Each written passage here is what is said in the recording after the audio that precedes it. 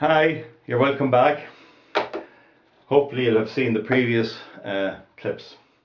In this clip we're going to look at subsidies, state subsidies mainly, and how they operate. There are three agencies involved in providing our electricity. One is EirGrid, who are mainly responsible for the distribution of it. They don't have a lot of assets of their own, mainly expertise. The next is the energy regulator, who has a role to play.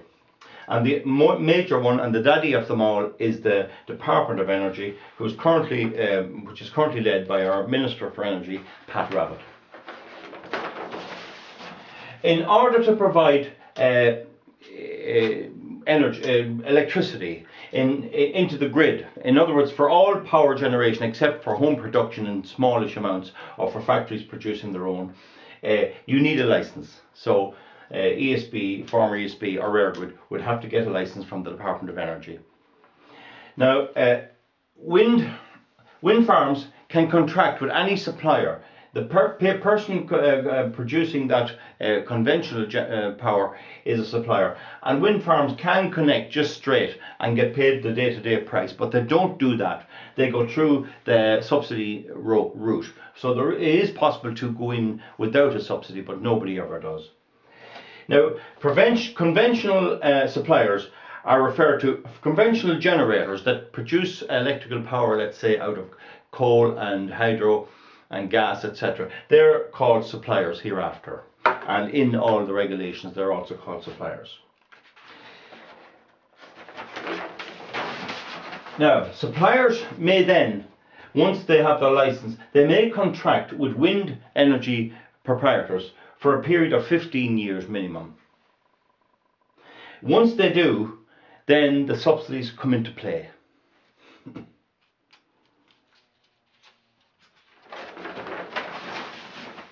Priority dispatch. This is a term used for the rule that once they contract, they must accept all the power that the wind generators provide, whether they need it or whether they don't, whether it can be used or whether it can't, whether it's day or night, Sunday or Monday. They must take all of it. And this term, priority dispatch, is in itself a type of subsidy, because you're guaranteed a market for every little thing, irrespective of its quality. Now, it'll probably come to your mind that there'll be times when the amount of wind power exceeds the amount of power generally that's required, or when the percentage of wind that can be allowed into the system is lower than the amount being offered. And in this case, that power is what is curtailed or constrained. That means the suppliers send out a message to turn off a certain amount of wind turbines in order to cut down on the power that's coming in. But the point is, whether it's constrained or delivered to you, it's still paid for by you. Even power never ever produced is paid for by you. Now, suppliers then, let's say like EirGrid and the ESB, and there's a few others, there's a smaller producer of hydropower down the south of Ireland, they feed into a central pool. It was the time when the ESB were the only one and they just sold up their product. But now they feed into a pool of energy, which is designed to take down prices and to introduce more competition. And that pool is then known as the Single Electricity Market, SEM. Single Electricity Market. Now, pool electricity is then distributed by EirGrid, but not sold by them. Now, suppliers such as ESB Electric Ireland, they may supply into the pool, but they may also sell by retail. So you'll get suppliers who just supply into the pool and get paid, and others do both. And technically you could have a company that has no generation capacity, and they will be supplying you your power even though they don't generate. They buy it from the pool. Now, wind power is not sold by retail directly. You cannot separate it out for a start, and you couldn't use wind power, as we saw, directly. But it's not sold into the pool. It's sold by a much more convoluted and complex mechanism. It's fed into the supplier, who feeds all into the pool, and that's how the flawed accounting takes into place. It cannot be sold directly. It's through a big lot of mixed up stuff and mixed up thinking, which has wherein lies the cheat or the deceit that's been put. Now the department then sets a benchmark price for power, and the benchmark price applies only to the wind generators. It doesn't apply to the ESB, etc. That benchmark price is currently about £67 per megawatt hour, or 6.7 cents per unit. If the market price exceeds the benchmark price, the wind industry and all other suppliers get that price and keep it as profit. So if the benchmark price is 6.7 and the market price is 7, that 3 cent, that difference between 6.7 and 7 is kept as profit, full stop. If the price falls below the benchmark price, the suppliers, the ordinary suppliers like the ESB, they just get that price. So if the price falls to 5p, they get 5p. Hard luck if fuel falls or whatever. But the wind companies are paid the benchmark price. It's essentially a floor price. And this, to my notion, makes a mockery of the claim that wind power will reduce energy prices. How can it reduce energy prices? If the price of electricity in the moment was to fall to 3 pence a unit, I think it's around 14 cents, you still have to give them the benchmark price. And in fact, if the price comes down enough, the wind will claim more, because our bills would normally come down, but they'll get this benchmark price adjusted so that they get even more. So it's specifically and intelligently designed to make sure you cannot get the prices down. So suppliers like the ESB, electricity, etc., they are, I think Energia is another supplier, they submit what's known as an ex-ante estimate. That's fair enough. They estimate how their year is going to turn out, or their accounting period. And after the period's over, after 2 accounting periods, probably maybe 3 months, I don't know, they produce an ex post. That's the historic, how they did, how they got on, how the wind blew. That's fair enough. And the R factor is an adjustment to adjust the actual performance to the expected performance. And in the counting of that adjustment, auditors are said to be used according to the regulations. And all my efforts to find out to what professional association these auditors are assigned to have failed. I don't even know if they're used there, but it is another tier of workers that goes onto your energy bill that wouldn't be needed if we didn't have this wind energy. Now, the Department of Energy sets the renewable energy feed-in tariff, known as refit. And very, very importantly, this is paid to the supplier, not to the wind company. And this enables the supplier to claim that he can make a profit but get no subsidy when he gets no subsidy. He's absolutely right. It's not paid to the wind power people, it's paid to the supplier. And that's another clever device. Now, you can't read this, and my focus group have criticised me for this, but I can't make it any smaller. Once the supplier pays the wind company, he's then at a disadvantage because he's paying for a technology which doesn't work. And in the regulations are the following compensations.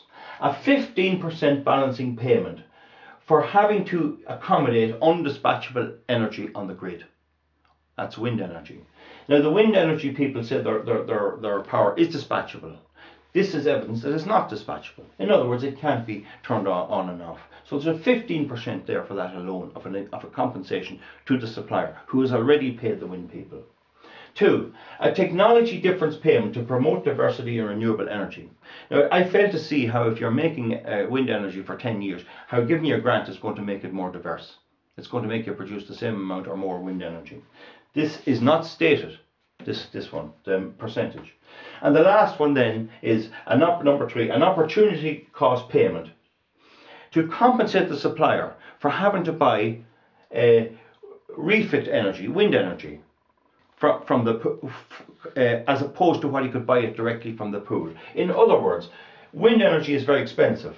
Ordinary energy is cheap. So they give them a compensation to the supplier for having to buy the wind energy. And this is all paid to the supplier. So here are a series of compensations, not to help and assist to bring in wind energy into the system where it can be produced with, give us a product in the future and reduce our dependence on fossil fuels. This is to keep it going. This is forever. Now, this, you can't read this, but you remember before I mentioned about curtailed or constrained power. And here is the evidence that there is constrained power and that it is paid for in full. Page 15. Under current market arrangements, suppliers are compensated for constrained generation when acting as intermediaries for generators. And this is clarified. In the event that the generator is constrained, the Commission considers that the supplier acting as intermediary is adequately compensated for by the market for such constrained generation. Now, the point being, this is in black and white, that there is constrained power. Power never used and turned off.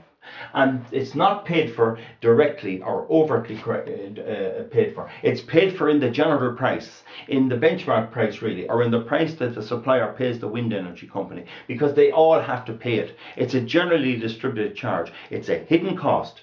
And they're very smart, because if they had a system to pay for constrained energy, it could appear in the paper that customers are paying for energy never produced. You are paying for energy never produced, but the way it's couched in the language makes it more difficult to dig it out. So you're being fooled here again. The energy regulator sets then, now this is the first time the energy regulator clicks into play. He does not set the refit, that's the department. The energy regulator sets the public service obligation levy, the PSO. It's 532 I think on my bill at the moment. And that's set to rise as the amount of wind energy increases. So he sets this levy. This is to pay for refit generally and the general hidden costs in the system. And in drawing up that, he takes account of the consumer price, consumer price, and the Eurobank indices. So the consumer price index and the Eurobank index, he takes account of those. And this Eurobank was put in here at the behest of the wind industry. I think it helps to cushion them in the event of a fall. It has a wider application. Now, so that means that the outward cost, that as we increase the amount of wind in the system, the outward cost will increase. The outward cost, these costs that have been mentioned here, will go up, because we're going to have to pay for more and more. And there's an automatic adjustment system there to continually put up the prices due to all of this. The consumer price index could, in some circumstances, be a safeguard in that if fuel prices went up and the ordinary prices didn't, we might be able to buffer it. But that's highly doubtful.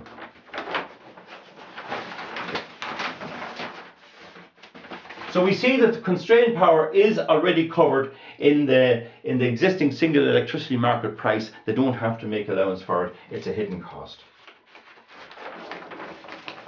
Now, if we look at, people will say subsidies have been part of CIE, the buses, the farmers and everything else. But if we just look at farm subsidies, they were brought in to deal with market swings, because you could have a great market for 3 years and then the market would collapse, and how does the farmer feed his family in the meantime? And then he's out of business, and you have huge social and rural problems because of that.